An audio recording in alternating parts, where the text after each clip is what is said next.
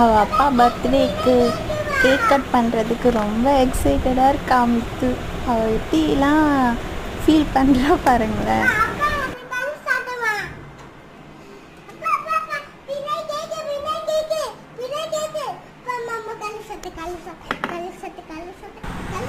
கதவு தரேன்னு சொல்கிறது தான் கதவு சத்து சொல்கிறாங்க.